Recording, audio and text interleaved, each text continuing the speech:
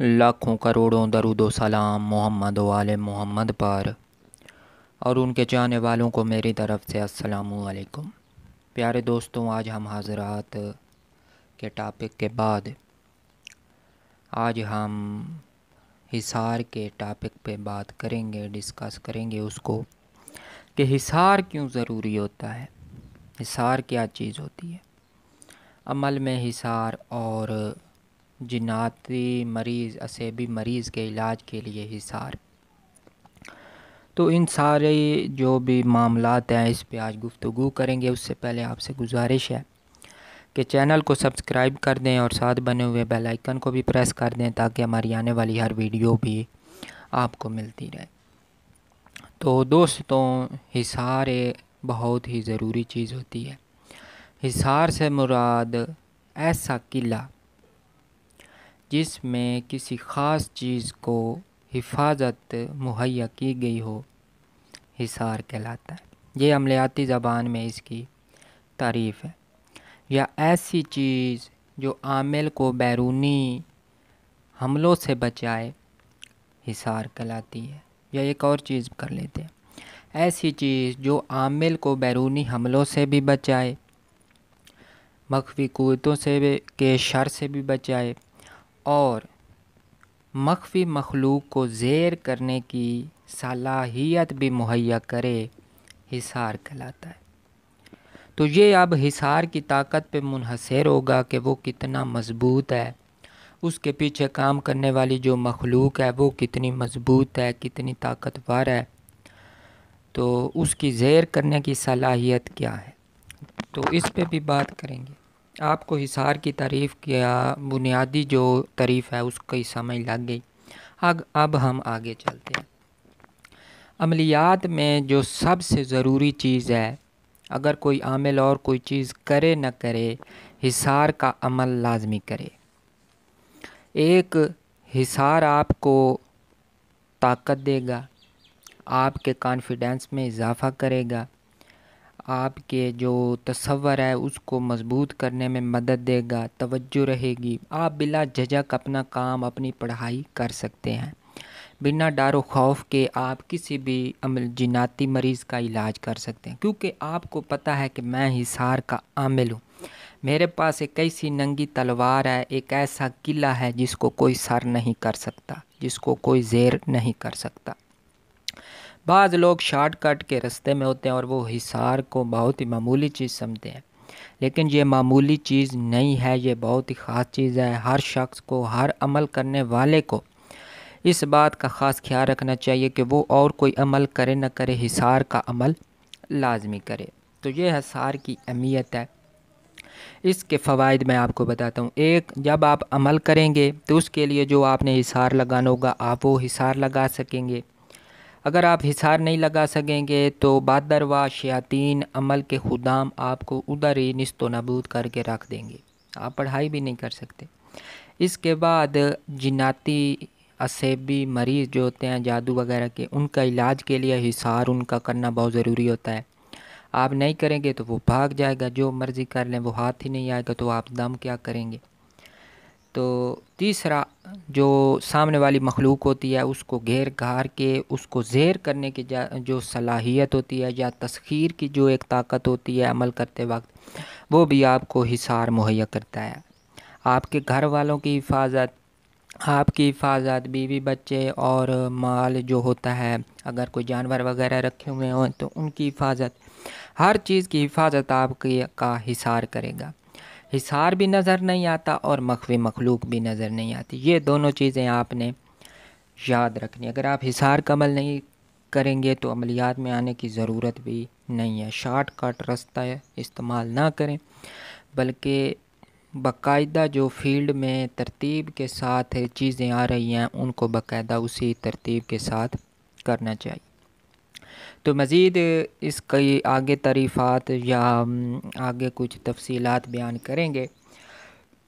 آج آپ کی خدمت میں دو حصار کے نایاب عمل پیش کروں گا، یہ میں نے پہلے بھی دیے تھے، آج تفصیل کے ساتھ پیش کروں گا۔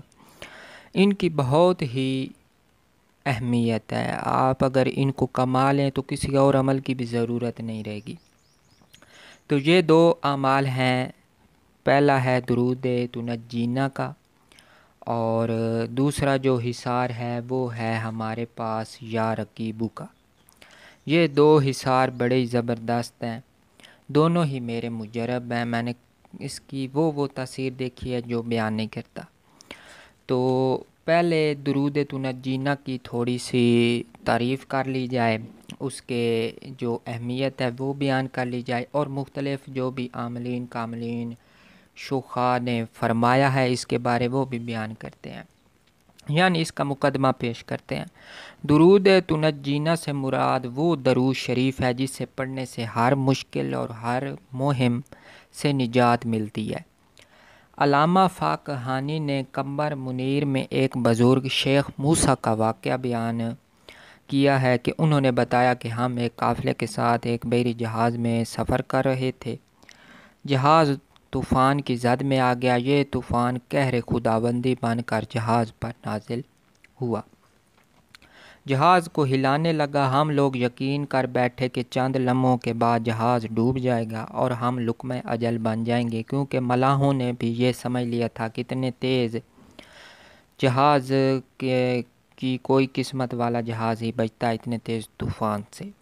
تو شیخ فرماتے ہیں کہ اس عالم افراتفری میں مجھ پر نیند کا غلبہ جو ہے وہ طاری ہو گیا، چند لمحے غنودگی طاری ہوئی، میں نے دیکھا کہ ماہ بطحا حضرت محمد مصطفیٰ صلی اللہ علیہ وآلہ وسلم تشریف لائے، یعنی خواب میں، اور مجھے حکم دیا کہ تم اور تمہارے ساتھ یہ درود شریف 1000 بار پڑھو۔ میں بیدار ہوا، اپنے دوستوں کو جمع کیا، وضو کیا اور درود پاک پڑھنا شروع کر دیا۔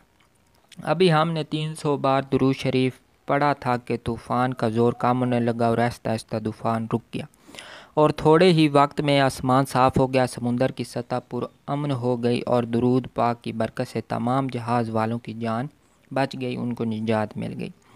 اس درود پاک کا نام تنجی یا تنجینا رکھا گیا، اس کے بے پناہ فضائل ہیں اور بزرگان دین نے بارہا مرتبہ آزمایا ہے۔ جناب شیخ غوث الاعظم نے فرمایا کہ ایک شخص نہایت مشکل میں گرفتار ہو گیا، اس نے وضو کر کے معطر ہو کر یہ درود پاک پڑھنا شروع کیا تو مشکل حل ہوگی۔ اس درود پاک کو جو شخص ادب و احترام سے قبلہ رو ہو کر ہر روز 300 بار پڑھے گا، اللہ کے فضل و کرم سے اس کی نجات سخت مشکل سے نجات ہوگی، مشکل حل ہوگی۔ شرح دلائل خیرات کے مؤلف نے لکھا ہے کہ جس سے نبی کریم صلی اللہ علیہ وآلہ وسلم کی زیارت کو شوق ہو، وہ خالص نیت سے یہ درود پاک با نماز عشاء 1000 بار پورا کرے اور بستر کو معطر کر کے باوضو ہی سو جائے۔ انشاءاللہ تعالیٰ 40 دنوں کے اندر اندر اسے رسول پاک صلی اللہ علیہ وآلہ وسلم کی زیارت نصیب ہوگی۔ اس کے علاوہ یہ درود شریف جو ہے حصار کا بہترین عمل ہے، اس سے آگے حصار کا میں کہتا ہوں باقی چیزیں بہت پیچھے ہیں، یہ ہزاروں حصاروں سے افضل حصار ہے۔ تو بنا وقت ضائع کیے اس حصار کے لیے درود تنجینا کی زکوٰۃ کا طریقہ ہے وہ آپ کی خدمت میں بیان کرتا ہوں۔ حصار کے لیے درود تنجینا کی زکوٰۃ کا طریقہ یہ ہے کہ 41 روز تک روزانہ 41 مرتبہ ہی اس کی پڑھائی کی جائے، با نماز عشاء قبلہ رو ہو کے علیحدہ کمرے میں اگر بتی کا بخور جلا کے نئے کپڑے پہن کے کسی قسم کی کسی کے ساتھ گفتگو نہیں کرنی، عمل کے بعد سو جانا ہے، اول و آخر 11 مرتبہ درود ابراہیمی پڑھنا ہے۔ اس کے بعد روزانہ آپ نے 21 مرتبہ اس کی جو پڑھائی ہے وہ لازمی کرنی ہے تاکہ عمل قابو میں رہے، اس کے اثرات آپ پہ ظاہر ہوتے رہیں اور اس کی طاقت میں مزید جو ہے اضافہ ہوتا رہے۔ تو یہ حصار بڑا زبردست ہے۔ اس کے بعد 21 مرتبہ روزانہ اس کی پڑھائی کی جائے، اور جب بھی اسے کام لینا ہو، جب بھی کوئی وظیفہ کرنا ہو، جب بھی کسی مریض کا حصار کرنا ہو تو صرف 21 مرتبہ پڑھ کے، اگر مریض کا حصار کرنا ہے تو تصور میں ہی اس کے پھونک اس طرح مارے کہ گول پورے جسم پہ اس کی پھونک چلے، آپ وہیں بیٹھے رہیں گے، صرف پھونک اوپر نیچے کریں گے، یا شہادت والی انگلی پہ دم کر کے اشارتاً اس پہ دم کریں گے، اس طرح جس طرح گول دائرہ حصار لگایا جاتا ہے، یہ مریض کا حصار کیا جاتا ہے۔ کسی بھی چیز کا حصار کرنا ہے تو آپ اسی طرح تصوراتی حصار کر سکتے ہیں۔ تو اس کے بعد اگر آپ نے کوئی عمل وغیرہ وظیفہ وغیرہ کرنا ہے تو یہ آپ دائرے کی شکل میں بھی 21 مرتبہ پڑھ کے لگا سکتے ہیں۔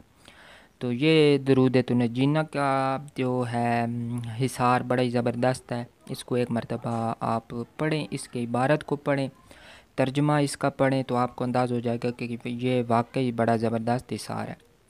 تو دوسرا حصار ہمارے پاس جو ہے وہ یا رقیبو کا ہے۔ اس کے بعد انشاءاللہ تعالیٰ کا اب حصار کا ہی سلسلہ شروع ہوگا۔ میں چاہتا ہوں کہ محرم سے پہلے آپ کو کافی سارے حصارات کا جو اعمال ہیں وہ آپ کی خدمت میں پیش کر دوں۔